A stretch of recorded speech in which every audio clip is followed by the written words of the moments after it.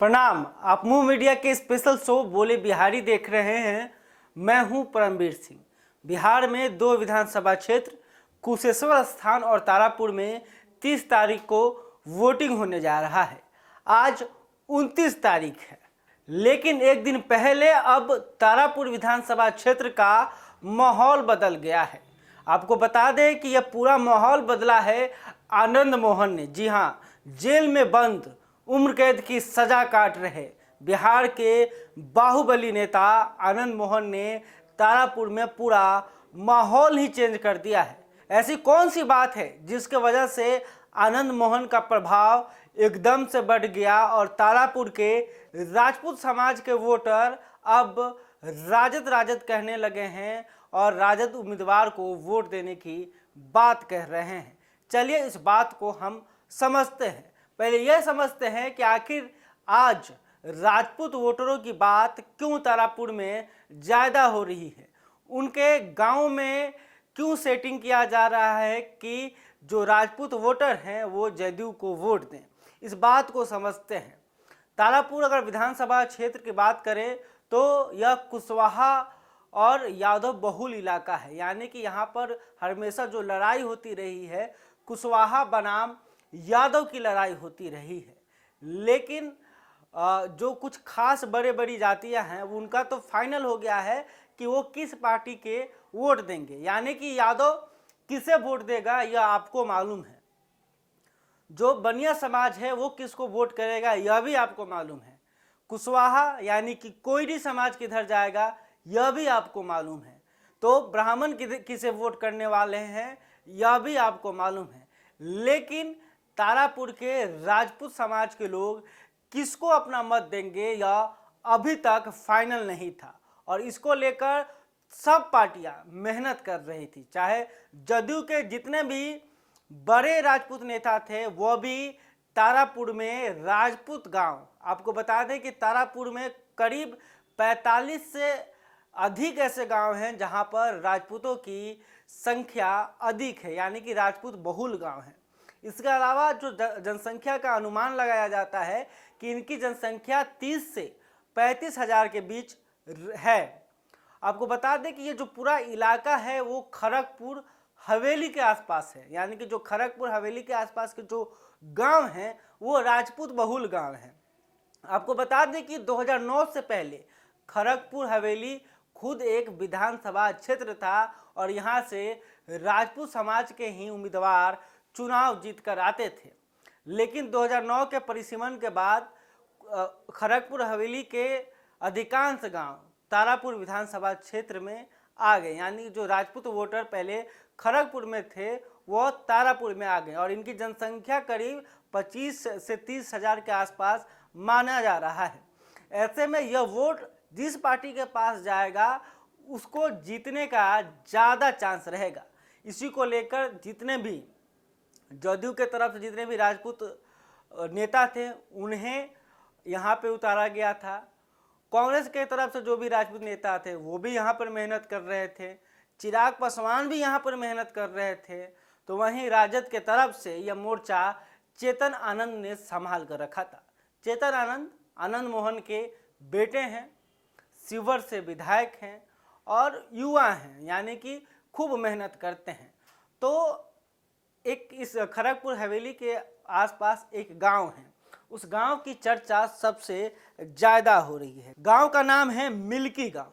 Milky गांव राजपूत बहुल गांव है और बड़ा ही नेताओं का यह गढ़ बन गया था, यानी कि जदयू के जितने भी बड़े नेता, चाहे वो सीमान वाले बाहुबली नेता जदयू के अजय सिंह हो, उनकी पत्नी कविता सिंह, संजय सिंह, इसके साथ ही ललन सिंह, आरसीपी सिंह, उपेंद्र कुशवाहा, जो कोई भी जदयू के बड़े नेता जो गया हो वो मिल्की गांव में ना गया हो, ऐसा हो नहीं सकता है। इसके अलावा राजद के तरफ से चेतन आनंद जो आनंद मोहन के बेटे हैं, इसके अलावा प्रभुनाथ सिंह, बाहुबली प्रभुनाथ सिंह छपरा के बड़े नेता है, अभी वो भी उम्र कैद की सजा काट रहे हैं, झारखंड के जेल में बंद है। उनके बेटे रणधीर सिंह भी यहाँ पर गए हुए थे मिल्की गांव में और घर घर जाकर उन्होंने वोट मांगा था। वहीं सुनील सिंह आरजेडी के जो कोषाध्यक्ष है, एमएलसी हैं, वो भी यहाँ पर गए हुए थे। यानी कि ऐसे बड़े नेता जो सवर्ण समाज से आते हैं वो जरूर मिल्की गांव में गए हैं। और समझिए इस बात को कि मिल्की गांव और राजपूत बहुल गांव इतना महत्वपूर्ण हो गया था कि तमाम बड़े पार्टियों के नेता रिश्ता नाता जोड़कर वहां पहुंच रहे थे। किसी के लिए कहीं पर मछली बन रहा है, कहीं मटन बन रहा था, चिकन कोई नहीं पूछ रहा था, मटन मछली पूरा इंतजाम था। खूब सेवा भगत किया गया, क्योंकि जो मिल्की गांव है वो राजपूतों का गांव था, तो खाने पीने के बड़े शौकीन वहाँ लोग थे। तो स्वागत बड़ा बढ़िया किया जा रहा था, तो नेताओं का वहाँ पर मन भी लग रहा था। ऐसे में लेकिन वोटर जो थे वो खुलकर नहीं बोल रहे थे। अगर जदयू के कोई बड़े नेता ने भोज भात का इंतजाम किया है, वहाँ सब कोई भोज खा रहे हैं, तो अगर उस दौरान राजद का कोई बड़ा नेता यानी कि चेतन आनंद ही पहुँच जाए तो उनको भी साथ में बैठा लिया जाता था। यानी कि कोई भी पार्टी हो, लोग भोज खाने से मतलब रख रहे थे, सेवा भगत से मतलब रख रहे थे, लेकिन वोट किसे देना है यह अब तक इस गांव के लोगों ने खुलकर कभी कहा ही नहीं। लेकिन जिस तरह से आनंद मोहन को लेकर खबरें आ रही हैं, तो एक तरह से समाज के अंदर नीतीश कुमार के खिलाफ, बिहार सरकार के खिलाफ एक आक्रोश भर गया। दरअसल आपको मालूम होगा कि 4 दिन पहले आनंद मोहन जिस जेल में बंद हैं, यानी कि वो सहरसा जेल में बंद हैं, वहाँ पर छापेमारी की गई। छापेमारी के दौरान आनंद मोहन के पास से 4 मोबाइल बरामद किए गए। जेल प्रशासन का यही कहना है।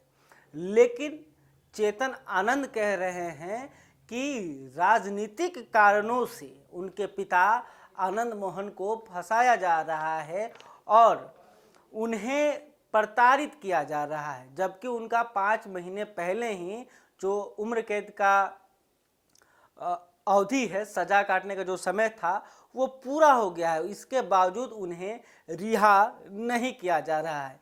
इसके साथ ही जो आनंद मोहन हैं वो अनशन पर बैठ गए हैं। जेल में लगातार 4 दिनों से वो भूखे प्यासे बैठे हुए हैं। बिहार सरकार के खिलाफ, नीतीश कुमार के खिलाफ, जेल प्रशासन के खिलाफ आवाज़ उठ रहे हैं। इस दौरान उनका तबीयत भी बिगड़ रहा है। जो ब्लड प्रेशर है वो हाई हो गया है, तो वहीं वजन लगातार कम होते जा रहा है। इसलिए जेल प्रशासन ने डॉक्टर का टीम का इंतजाम कर दिया है और डॉक्टर उनका देखभाल कर रहे हैं। बहुत लोग मनाने का प्रयास कर रहे हैं, जेल प्रशासन के लोग, अधिकारी सब मना रहे हैं कि आप यह अनशन तोड़ दीजिए, लेकिन आनंद मोहन हिल नहीं रहे हैं और अपने प्रतिज्ञा पर एकदम खड़े हैं। यह खबर आग की तरह मुंगेर, सहरसा, पूरे बिहार में फैल गई है और घर घर यह खबर जा रहा है कि आनंद मोहन को प्रताड़ित किया जा रहा है। इसको लेकर अब कहीं ना कहीं जो राजपूत वोटर एकदम चुप्पी साधे हुए थे, साइलेंट थे, अब वो भी खुलकर बोल रहे हैं कि हम तो अरुण शाह को वोट करेंगे। तो ऐसे में तारापुर में पूरा खेला, पूरा समीकरण आनंद मोहन ने बिगाड़ दिया है।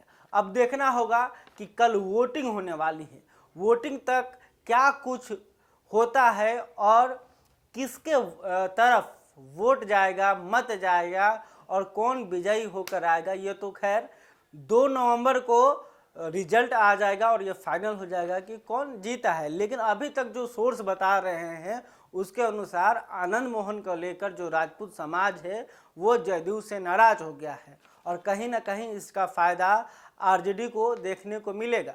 हालांकि एक और प्रत्याशी हैं जो राजपूत समाज से आते हैं, उनका नाम है चंदन सिंह। चिराग पासवान ने उनको टिकट दिया है, लेकिन चंदन सिंह उतने प्रभावित नहीं कर पा रहे हैं अपने समाज को, लोग उन्हें ठीक से पहचान नहीं पा रहे हैं।